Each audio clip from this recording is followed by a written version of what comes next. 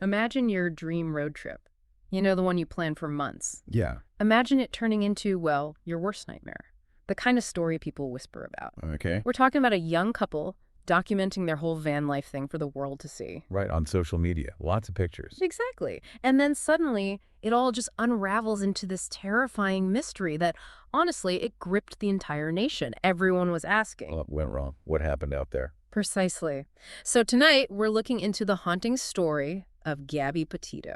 Yeah, this is a case that it really stuck with people. And you can see why. Definitely. You had Gabby Petito and Brian Laundrie. Summer of 2021, they set off on what, looked like this incredible adventure. Country trip. Right?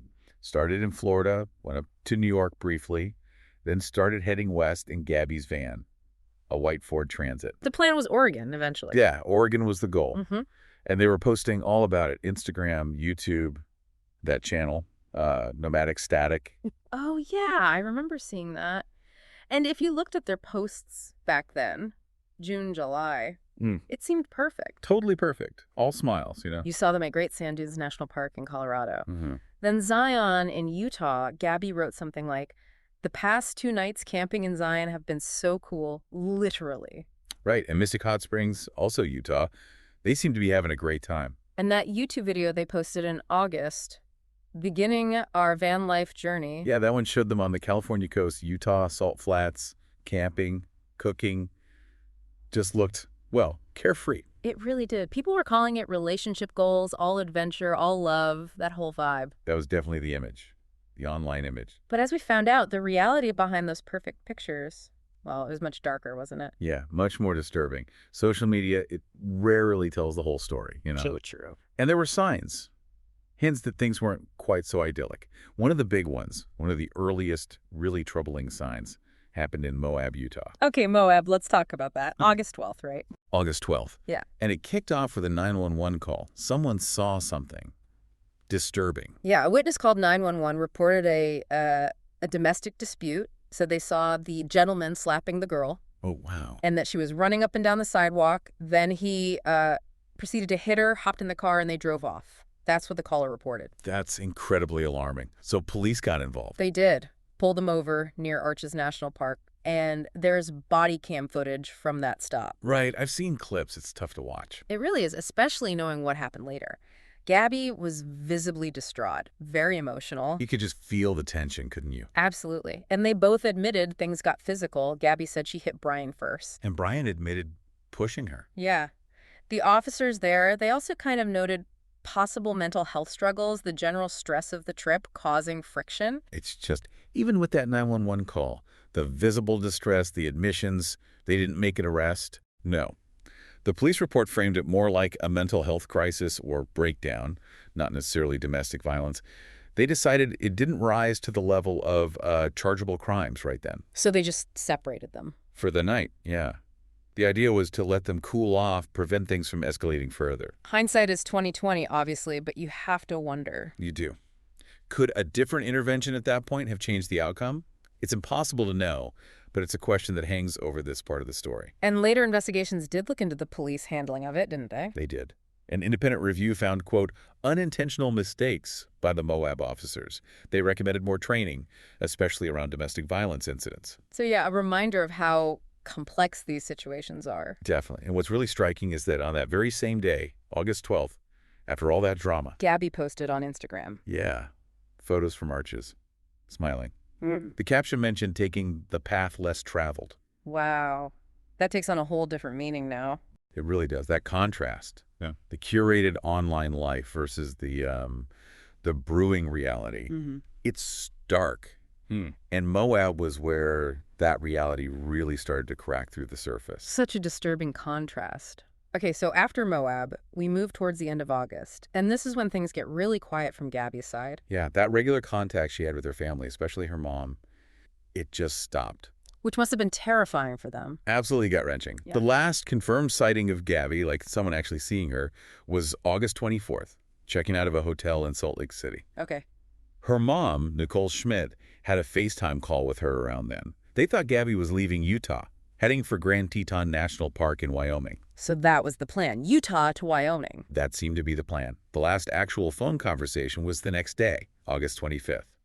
Gabby told her mom they were in Grand Teton, planning to go to Yellowstone next. But her mom wasn't totally sure if they had actually left Grand Teton yet. No, there was some uncertainty there. And August 25th is also the date of her final Instagram post, right? Those pictures. Yeah, the ones in front of that butterfly mural. That was the last thing she posted publicly. But then the texts after the 25th, those were weird. Very weird. Especially that one on August 27th. From Gabby's phone to her mom. What did it say again? It said, "Can you help Stan? I just keep getting his voicemails and missed calls." Stan. Stan was her grandfather. But her mom said Gabby never called him Stan. Ever. Okay, yeah, that's a huge red flag. Immediately suspicious. Huge. Her mom knew something wasn't right. And apparently Gabby had mentioned in earlier talks that there was, growing tension with Brian on the trip. So that text, combined with the lack of communication, it just screamed that something was seriously wrong. Exactly. A really ominous sign. And while Gabby's family is getting these worrying signals, or rather this worrying silence, Brian Laundrie reappears. Yeah. September 1st, he arrives back in Northport, Florida, where they lived with his parents. In Gabby's van. In the van. But he's alone. Just shows up alone. No explanation. No public explanation, no. He returns to his parents' house. And the silence from him regarding Gabby's whereabouts, it was deafening, especially for her family. I can only imagine. And then the police try to talk to him. Right. On September 10th, investigators approach him. He refuses to speak. Just flat out refused. Yep. Gave them his lawyer's contact information and clammed up. The van, Gabby's van, was recovered by police at the Laundrie home around that time. That lack of cooperation so early on, that doesn't look good. Not at all. It was a massive warning sign for law enforcement and, of course, for Gabby's desperate family. So the next day, September 11th, Gabby is officially reported missing by her mother. Yes, and things move quickly then. By September 13th, the family is holding press conferences, pleading for information, for help finding Gabby. Heartbreaking to watch. Truly. And then just 2 days later, September 15th. Laundrie is named a person of interest. Correct. Police put out a statement saying, basically, Brian hadn't made himself available, wasn't providing any helpful details. Yeah. And Gabby's family, through their lawyer, they made it clear they believed he knew more, right? Oh, absolutely. Their statement was raw, expressing desperation, accusing him of hiding. While Gabby was potentially alone and in danger somewhere, they begged him to say something, anything. The pressure was mounting. And then a potential breakthrough came from an unexpected source. Yeah, this was pretty incredible. Some YouTubers, travel vloggers, were reviewing footage they'd shot earlier. When was the footage from? Late August. August 27th, specifically. And they realized they might have filmed Gabby's van.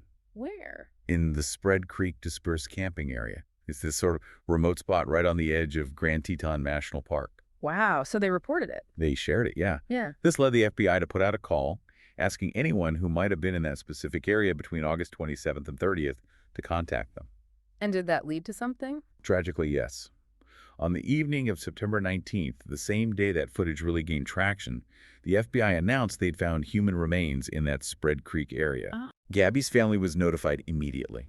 It was the news everyone had been dreading. And the confirmation came soon after. Just 2 days later, September 21st, the Teton County coroner confirmed the remains were Gabby Petito. And the initial determination was homicide. Homicide. Just devastating. So the search for Gabby was over, but the search for answers and for Brian Laundrie was intensifying. Exactly. The focus shifted completely. And then we got the specific cause of death later on. Yes. On October 12th, the Teton County coroner, Dr. Brent Blue, made the announcement. And it was chilling. It was. He determined Gabby Petito died by strangulation. Strangulation. Just horrific. He estimated her body had likely been out there, exposed to the elements, for about 3 to 4 weeks before discovery on September 19th. So placing her death somewhere in late August, potentially not long after that last contact. That seemed to be the time frame, yeah. Though he couldn't give an exact date of death, he also confirmed she was not pregnant, which had been some speculation online. Just awful, the violence of it. It really underscores the brutality of what happened to her. Mm-hmm. Strangulation is, it's inherently personal and violent. It painted a very grim picture of her final moments. And while all this is unfolding, the investigation into Gabby's death, the focus on Laundrie, he disappears too. Right, just as he's named a person of interest, basically. His parents reported him missing on September 17th. They said they last saw him when there was some confusion there. Yeah, initially they said September 14th, and they corrected it to September 13th. They said he told them he was going hiking in the Carlton Reserve. And the Carlton Reserve in Florida, that's like a huge wilderness area, right? Yeah. Swamps, difficult terrain. Extremely vast and challenging, over 24,000 acres. Searching it was a massive undertaking for law enforcement. His disappearance just added this whole other frantic layer to the case. And raised so many more questions. Was he fleeing? Was something else going on? Exactly. Then, on September 23rd, things took another turn. A federal arrest warrant was issued for Laundrie. But not for Gabby's murder, right? No, not directly. It was for the unauthorized use of a debit card, Gabby's debit card, after her death. Specifically, activities between August 30th and September 1st. So, evidence he was using her finances while she was missing or already deceased? Correct. It allowed authorities to officially pursue him on a federal charge. And the search in Carlton Reserve went on for weeks. It did. It was difficult, hampered by weather, flooding, very tough conditions. Until October 20th. What happened then? Partial human remains were found in the Myakkahatchee Creek Environmental Park, which is connected to the Carlton Reserve, an area that had previously been underwater. And they suspected it might be him. They did. Some of his personal items, like a backpack and a notebook, were reportedly found nearby. And the confirmation Came the very next day, October 21st. The FBI confirmed, using dental records, that the remains belonged to Brian Laundrie. So the manhunt was over, but the central tragedy remained. Yes.